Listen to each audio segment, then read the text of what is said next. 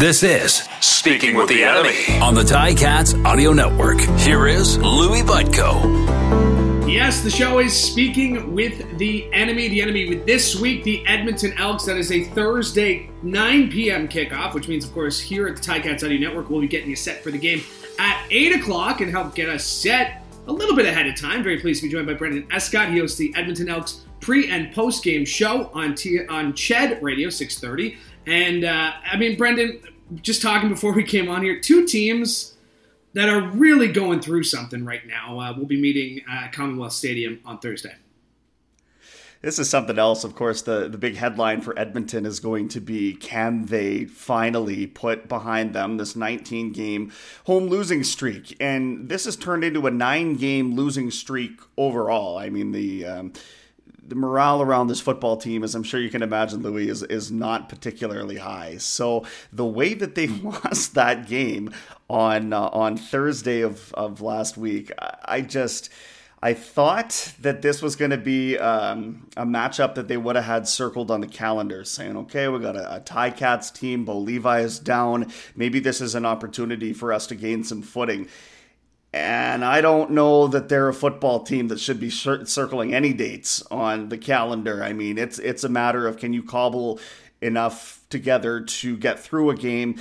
And did you avoid shooting yourself in the foot so that maybe you actually had a chance of winning it? And to this point in the season, including the preseason, it's just been over and over again, a continuation of them finding different ways to lose games. I mean, even before that ball was kicked into the end zone, you had the one that stands out to me, Louie, is the 31-yard catch and run by Shannon Brooks that 10 yards was broken off of because Chris Jones took an objectionable conduct penalty standing on the wrong part of the sideline.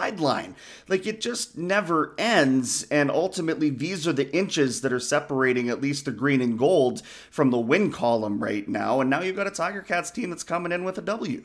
Yeah. I was going to get into Chris Jones. You mentioned the CJ Sims incident too. Combine the two. I thought it was really, I don't know about telling, but Chris Jones took somewhat of a big responsibility. The coaching staff took responsibility. Was that Chris Jones seeing his guy, CJ Sims, obviously going to take all this heat, and we've seen the headlines? What did you make of the way Coach Jones addressed this situation afterwards, and what do you think he's saying behind the scenes this week? Well, he's an interesting guy, as we know, and the pattern that I've picked up is that when the team doesn't win, he's very quick to try and get out in front of that and be the fatherly figure and take the onus away from the players. And when the team does win, that's when he's standing there poking holes in it and picking it apart and saying this and that wasn't good enough. So because the morale of this team is so fragile right now, I think that he really, tried to do everything that he could to take that away from CJ Sims. And the reality, Louie, is that is a coaching error. There should have been a whole slew of players screaming at CJ Sims to get that ball out of the end zone, but plays before that, minutes before that on the sidelines, that should have been made abundantly clear to anybody who had a chance at returning that football. You cannot concede a point. If the American player doesn't know the Canadian rule, odds are the coaching staff had something to do with what was lost in translation there. So while it looked really bad on CJ Sims, basically doing the Carlton back to the football there and ultimately costing his team the game, that is something that Chris Jones needs to take responsibility for, and he did after the game. The only thing I didn't like is he tried to claim that nobody gave Sims credit for the 285 return yards that he had against Toronto. That was not true. That was as impressive a game as we've seen any individual Elk have this year, or maybe even going back to last. Yeah. When we look at this Elks team, and again, I'm comparing it to the Ticats just because I've seen the Ticats struggle. What bright spots can you take away from this season? I mean, what are you looking at? I mean, we're only 4 or 5 games into this season. There's still a lot of football left to be played. Looking at the East, you would think a crossover is still on the table. Like, the season's not over for the Elks by any stretch. But what takeaways can you look at and think there is something here?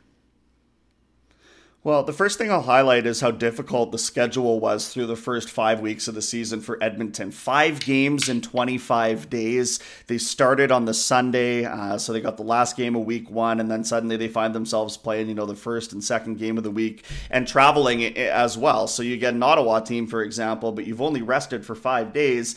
And Ottawa's coming off a bye week, or Saskatchewan, conversely, you're traveling to Saskatchewan and they're coming off of a bye week. So it ultimately wound up in 3 games inside 12 days for an Elks squad that I think would have been pretty hard pressed in any of those games anyway. Like, those were winnable games against Saskatchewan, but when you factor in how often the defense has been on the field and for how long, fatigue can't be ruled out, and mental fatigue as well, unfortunately.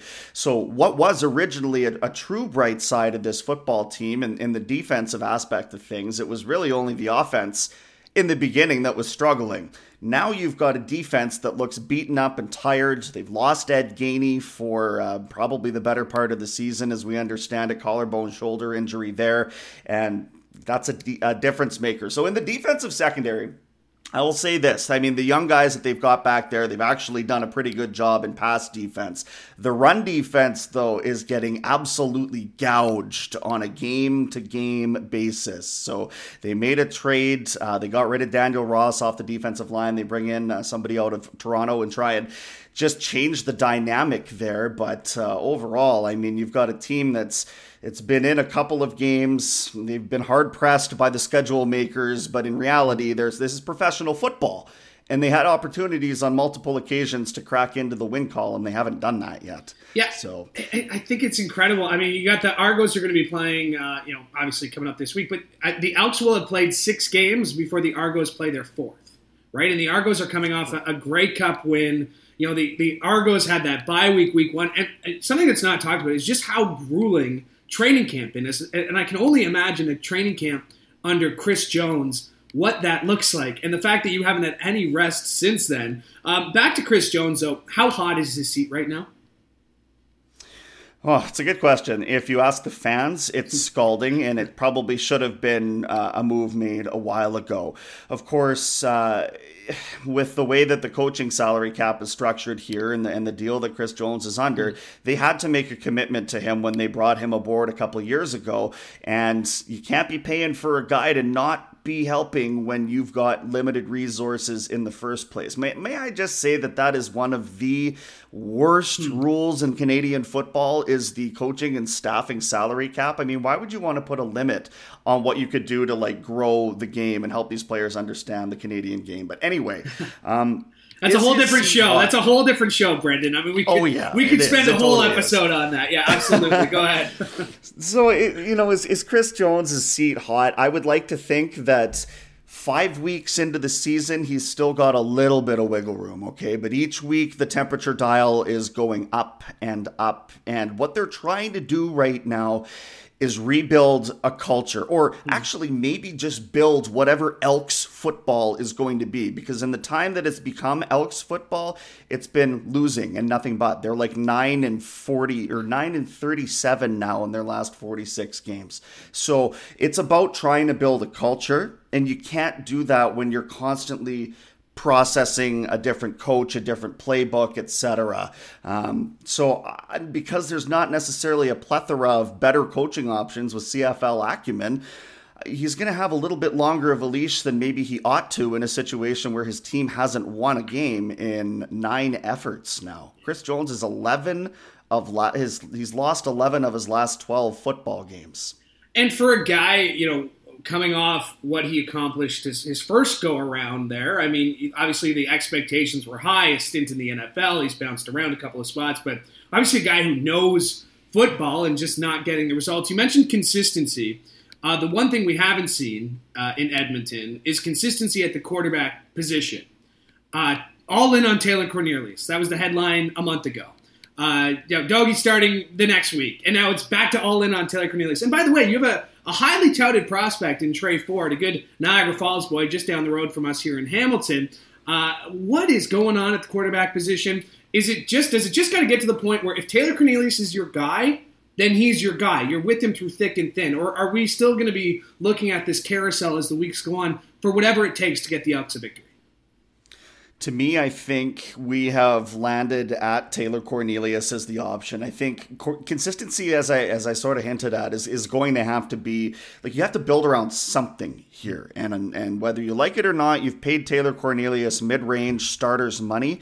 The way that he was showing his confidence and when he runs, it's a totally different version of Taylor Cornelius. He is a big boy. He is 6'5", 230 pounds. So if you want to stand up in the pocket, you can, but it doesn't really work that well in the CFL, does it? So we saw him at his most effective against Ottawa when he was able to, against Saskatchewan. He was out of the pocket. He was moving. He was 60 yards rushing. Doesn't sound especially significant, but in reality, that was making a big, big difference for the Elks offense, and it also opened up Edmonton's running game with Kevin Brown as well. So this is where I'd like to see them just say, Taylor, look, you need to strive for 50 rushing yards and 250 air yards every single game. And we're going to give you the keys to do that because we've committed to you financially, and you've been the guy with the intangible arm strength that everybody seems to gawk over. But, you got to be able to be versatile. That's what the CFL game requires. And that's what I loved about Jarrett Daggy in the first place, is he's very mobile and willing to get out of the pocket. He's just a first-year pro, and it looked like it when he ended up in that start, right?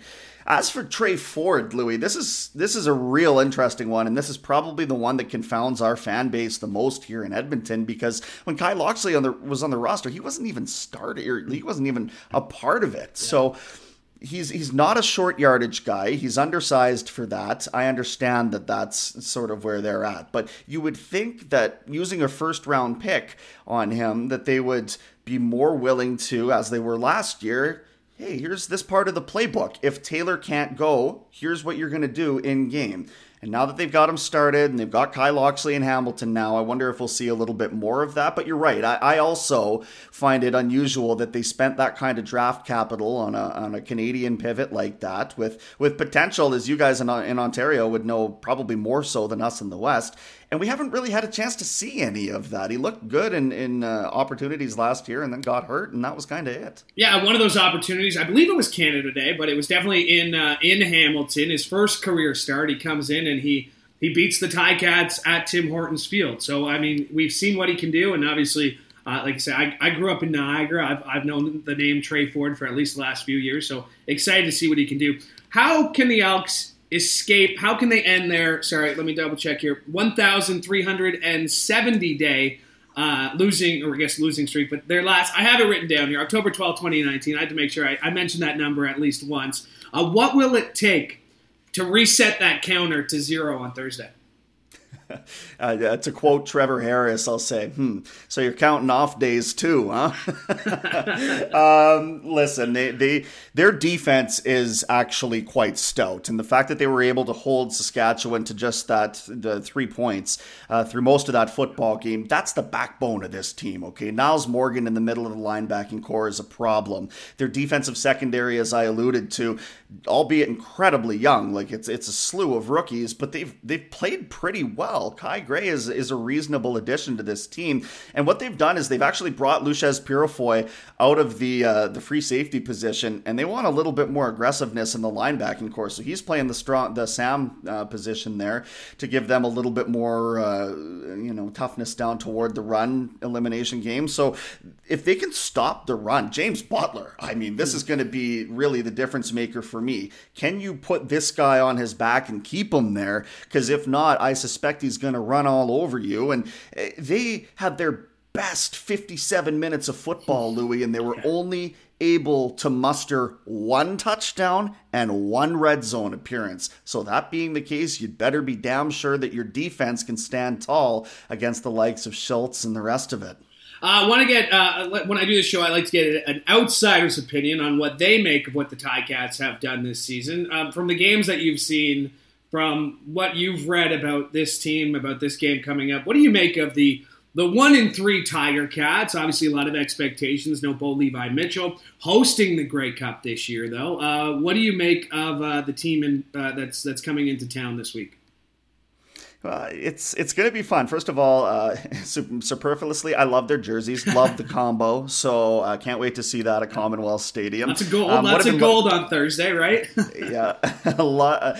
It would have been nice to see Bo Levi back here, where we've come to hate him. Frankly, I would have loved to have seen what that looks like. But to me, it's a team that is fueled by a strong run game and James Butler. That has to be the key. Even if Edmonton wasn't the worst rushing defense team in the entire league, that would have been something that they really needed to game plan around. To me, it's a guy that I almost wish they would have targeted in the offseason. Didn't go that way. And then I look at the options for Schultz, and I see a couple guys in Duke Williams, who we are familiar with, and Tim White, who we know what's capable of, and say, okay, I mean, this team can be a bit of a problem on offense in that regard. And I don't need to tell you about Simone Lawrence. I mean, that guy, I don't want to be anywhere near the football field if he's running around patrolling. So I have a sneaking suspicion that you've got the capabilities to really feast on sort of an inexperienced, or I can't even say that Taylor's inexperienced at the quarterback position anymore, but a guy who's struggling to find his footing. I have a sneaking suspicion that if you can get some pressure on him, that there might be some turnovers to be had, and that would be how that losing streak stretches to 20 games. Oh my goodness, I feel like I'm a bad luck charm. I've seen all the articles. I mean, it's been written to death now about this losing streak, and the one that always gets me is what was happening in October 2019. 100 days away from the first confirmed COVID case in Canada. What everything was going on back then. It was a very long time, but the thing is, from an outsider's perspective, like, that's such a great stadium. What Victor's been able to do there as CEO and president to really get people excited. And then you look at, it's unfortunate, and I know I'm probably preaching to the choir here about what Ahmad Doman's doing in BC, and you see, they both have that energetic, let's get fans in the building, let's make this an experience. But the Lions have been able to win some games, the Elks haven't. So I mean, I feel for you, man.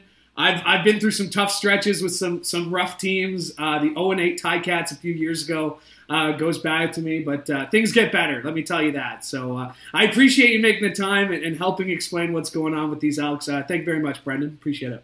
Yeah, appreciate the invite, Louie. Thanks, man. My thanks to CHED 630's Brenden Escott for joining me on today's show. And my thanks to you as well, because we could not do the show without your support. Make sure you like and subscribe to the Ticats Audio Network so you never miss an episode of this show or any of the other great shows available to you, including the CFL This Week or Ticats Today with Braden Neville. Check them all out. They're all great.